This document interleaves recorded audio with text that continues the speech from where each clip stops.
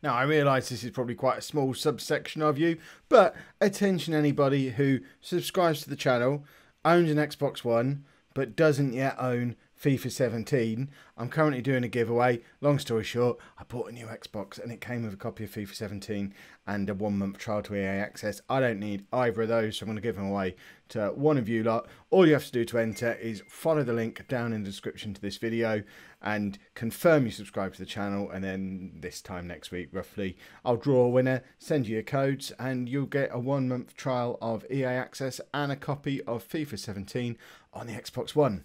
Good luck.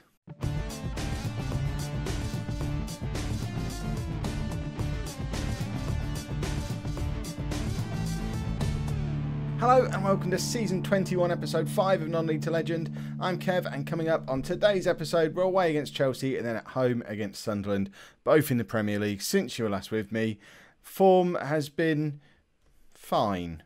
There's been a couple of odd Champions League results, getting thrashed by Dortmund and the 4-4 away draw against Dynamo Zagreb, but that aside, we've been excellent in the league. We've got through to the semi-final of the EFL Cup again, despite playing the reserves-ish, when we don't have much of reserves, we don't have much of a squad. But we're into the semi-final of that again, which is more inconvenient than anything else, but there's a chance to win that for a third year in a row, I guess. And we're having something of a charge up the Premier League table as well. We've drawn Wolfsburg in the first knockout round of the Champions League, and today we play top of the table Chelsea. Last time we played a top of the table team, it was Man City, and we beat them 6-0. We played Chelsea today. We're 5 points behind them at the moment, but a win definitely throws us into that title mix as we move towards the second half of the season.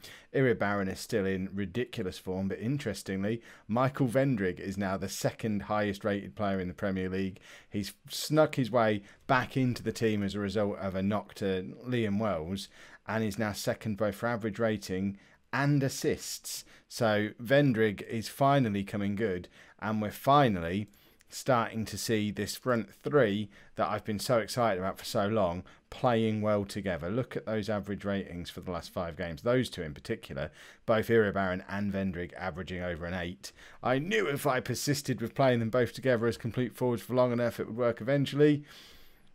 Yeah, I knew it. I had no plans to sell Vendrig in January or anything of the sort. He's going to be part of the attacking force that fires us to a Premier League title. It's come at an ideal time as well, because Wells, in addition to getting the knock, has gone off the boil a little bit. He's still got 12 goals from 12 starts, which is not bad at all for a 20-year-old lad who is apparently wanted by Stoke. In fact, lots of our players are wanted by teams. This is new. We don't normally have a lot of players who are wanted by teams. Oh, there's a queue forming for Iribarren. This is a bit of a worry. And Sedman, and there's even someone after Igor. This is going to be quite an interesting January coming up. But before we get into that, a win against Chelsea would go a long way towards making us be able to say to our players, actually, you know what, why don't you stay? We're going to win the league this year. So we've got Igor in goal for this game. A back four of Ribeiro, Plotnikov, Aribi and Ndai. Sedman, Medor and Fiorentini in midfield, with Oscar in behind Vendrig and Iribarren. Hopefully Vendrig and Iribarren are world beaters again and just pile the goals on Chelsea. Chelsea are favourites for the game, but we're coming into this in incredible Premier League form. So hopefully that will be able to roll straight over into another ridiculous match like the one against Man City earlier on in the season, which, I mean, it obviously won't, because that sort of stuff never happens when you lot are watching. We have 6-6 draws when you lot are watching. We don't have 6-0 wins against the best teams in the division. But you never know. Today might be the day. Vendrig's in, and with less than 3 minutes on the clock, Michael Vendrig has made it 1-0. 6-0 is on, boys and girls.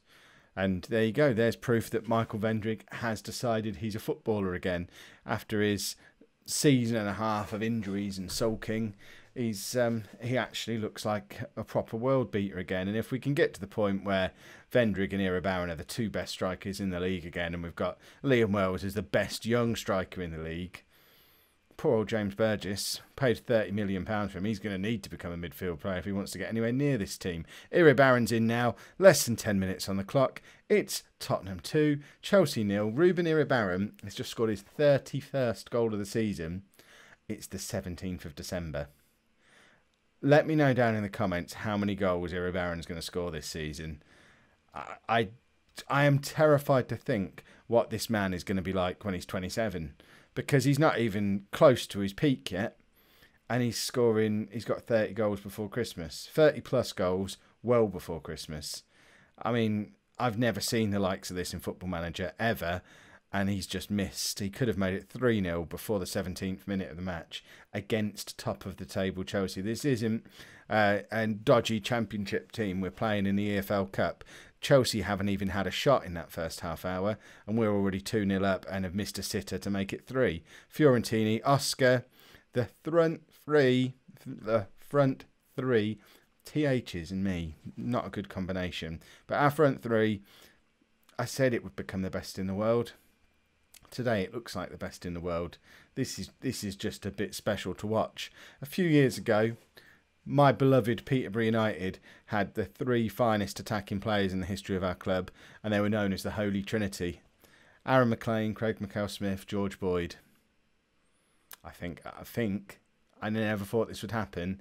There might be another Holy Trinity out there, and it's Vendrig, Iribarren and Oscar. And it's now 4-0. It's still the first half of the match. We're still playing top of the table Chelsea, and they still haven't had a shot on target. I said stuff like this doesn't happen on camera, but we are absolutely thumping them, and we look absolutely rampant and unstoppable.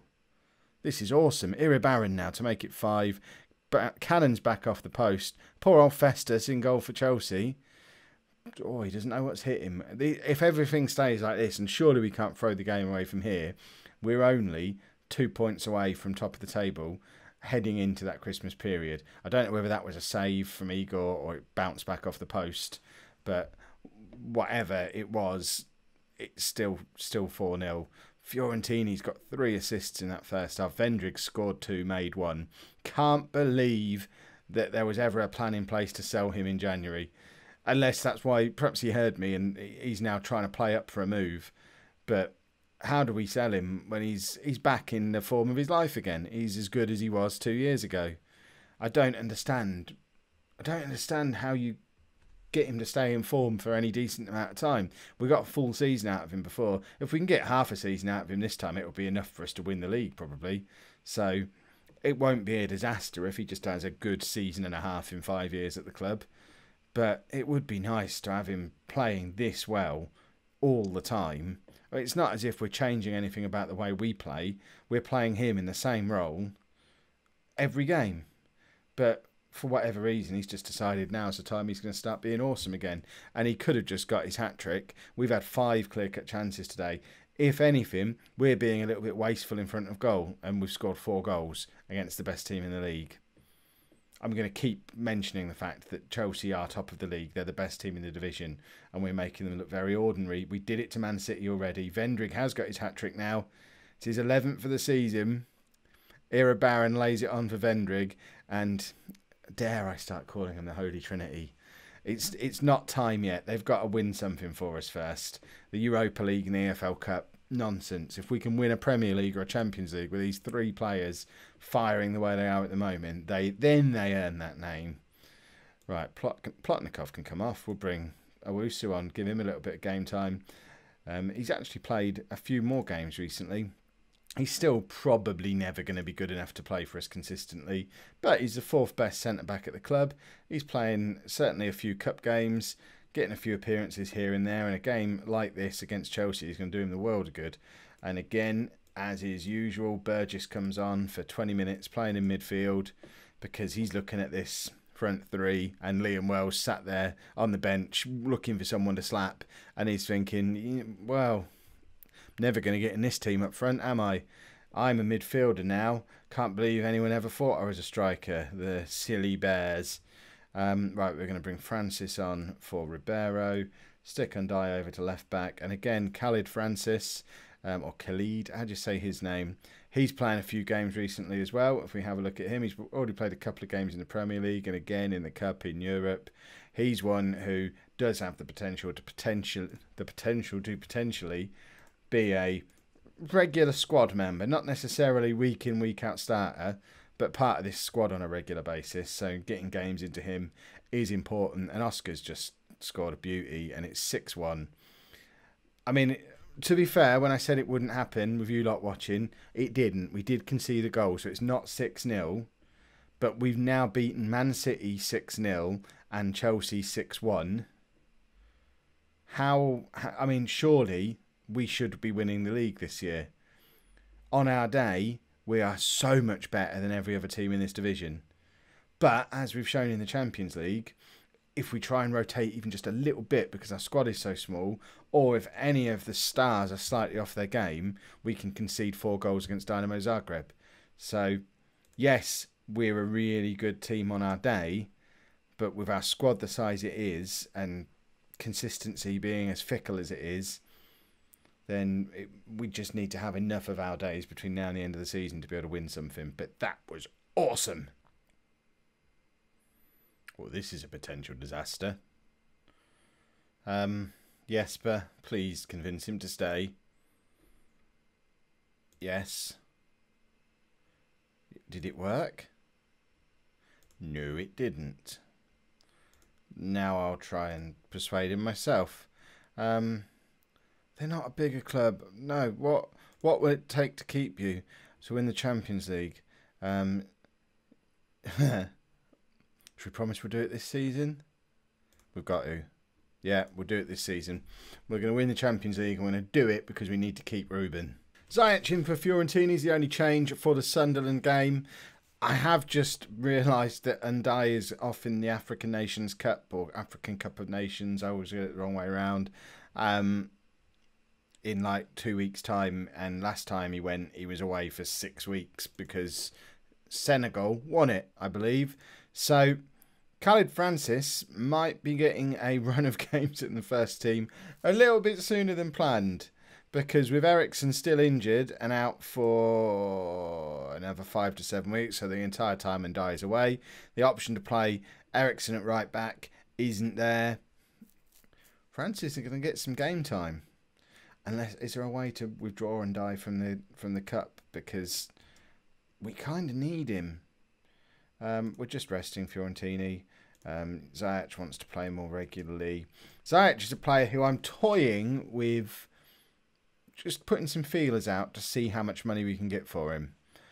Not because I'm really eager to shrink our squad even smaller than it already is, but because Ziyech is 32 now, I think.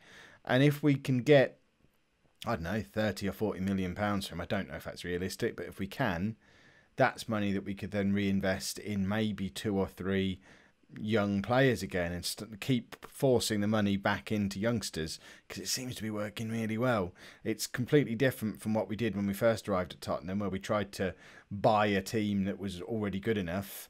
And it worked in places with the likes of Ziyech and Sedman and Plotnikov, and I don't know, Diaz came in as well. All these players who were sort of between 25 and 30, they've not let us down.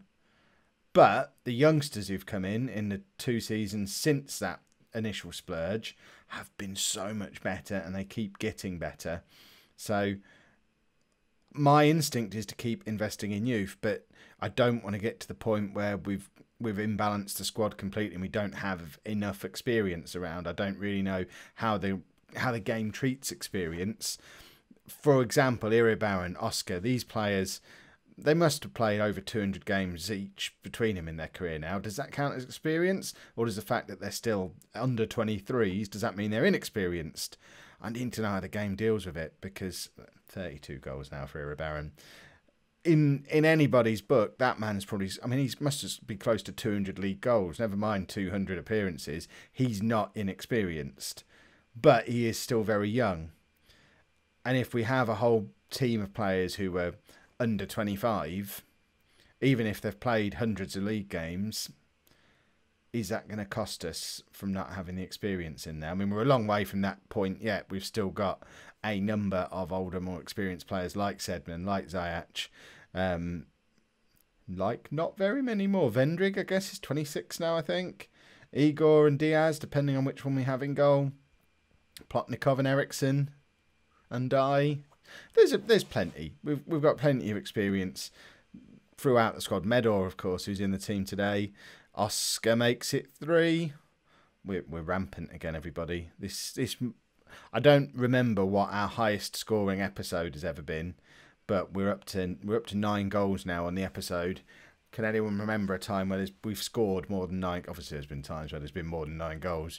The 6-6 always comes immediately to mind. But are there any times where we've scored more than 9 goals in a 2-game episode? And, I mean, there's still the opportunity for another 3 or 4 yet, easily, the way we're playing at the moment. Vendrick to Iribarren. There's not even any point in trying to keep up with the speed of this on the commentary, because they're moving the ball around quicker than it's possible to say their names. Iribarren has just committed a foul. Is he going to get himself sent off here? No, just a yellow card.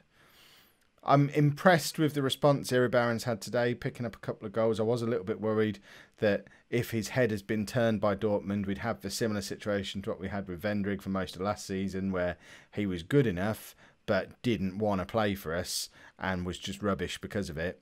I don't know how much of a mental player Iribarren is, but he's gone out there today, got himself a couple of goals. Oscar has obviously seen the boss has just promised Ruben we're going to win the Champions League. I want a piece of that. Let's go out and be brilliant again. And Oscar's game is being raised by the improvement of the players around him as well. Everyone's just playing well at the moment. There isn't a player who is not in great form in this team. And that's awesome. And I need to figure out how to keep that going for the rest of the season. I don't really know what's caused it to happen. We've not really changed anything. We're still doing the same thing we always do. But for whatever reason, right now, it seems to be working. And Aribi has been brilliant in this run as well. I'm not giving him enough credit. But both him and Fiorentini, as the new people who've come in, have been excellent. Igor's pathetic still, isn't he? I mean, of all the positives that we can have coming out of today's episode, the big talking point will still be this. Oh, Igor. That captain's armband really does make it hard for you to stretch your arms out, doesn't it? Yeah, that's right. Igor's captain again today. He's been captain pretty much all the way through the run where Eriksson has been injured.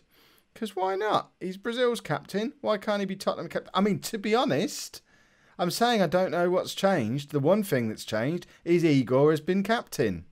Perhaps he's just, he might not be a very good goalkeeper, but perhaps he's the finest captain in the history of football. He's captain in Brazil on a regular basis, and he's become captain of Tottenham as well, and we've been brilliant while he's been captain.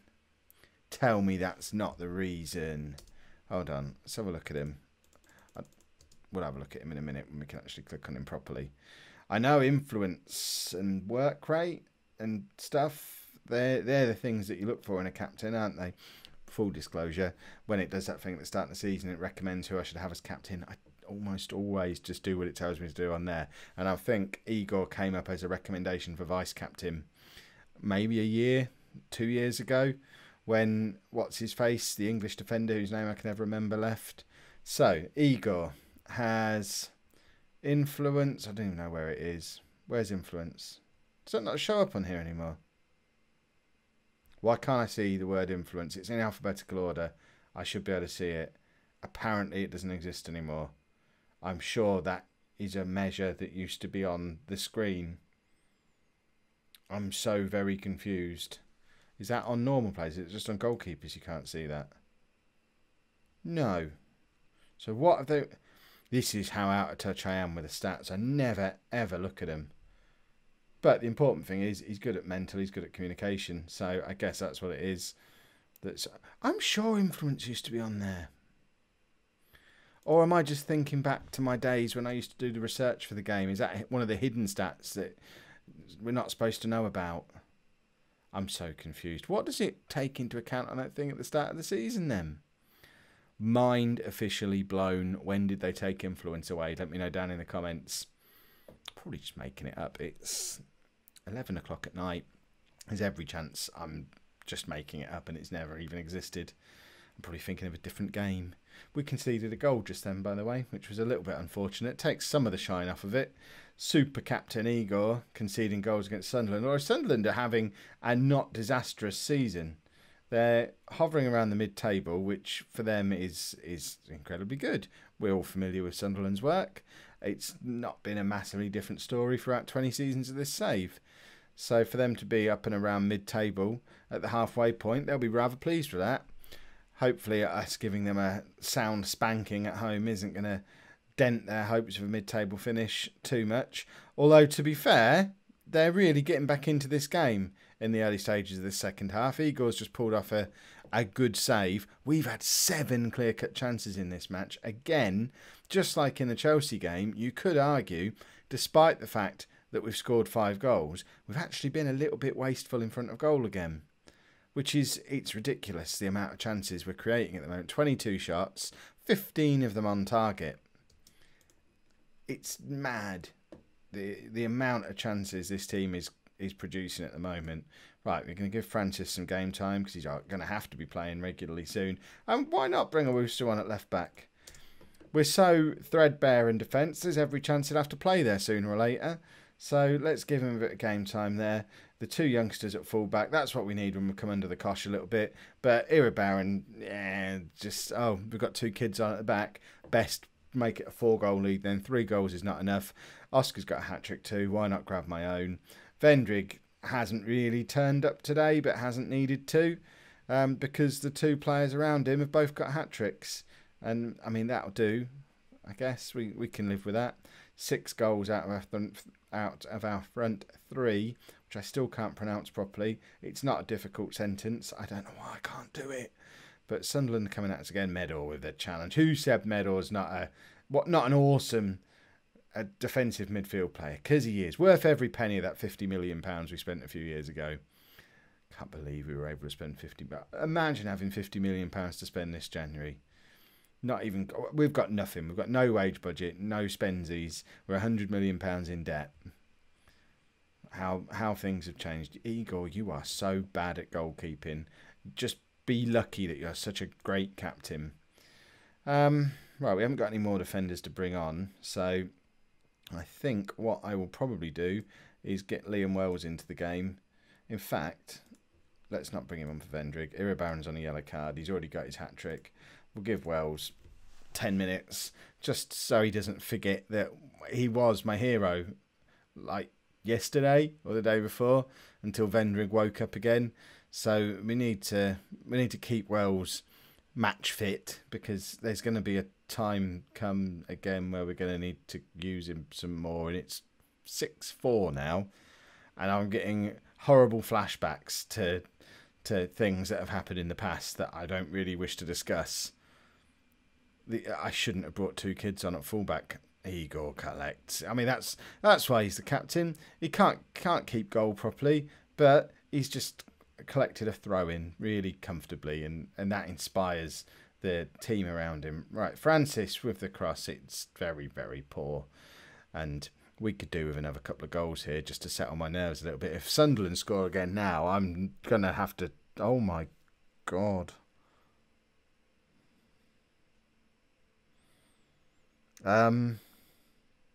I realise the ship has already sailed on changing the tactic now, and we didn't have to fiddle with the tactic against Chelsea, so why should we have to fiddle with the tactic against Sunderland? We're going to keep trying to control the game. There's no point dropping deep now and just inviting them to attack us.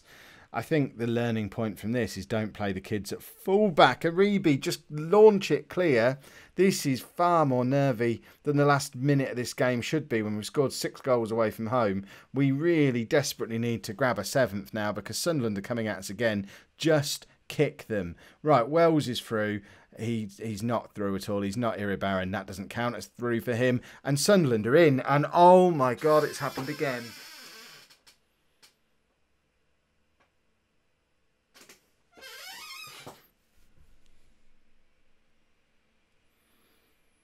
I can't believe the battery on my thing's about to die. Perhaps I can pretend this isn't happening.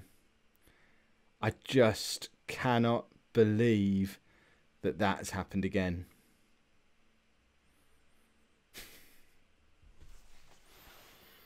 Well, if you've enjoyed that, please make sure you pop a like on there for me. Subscribe to the channel if you'd like to see more. And thank you very much for watching.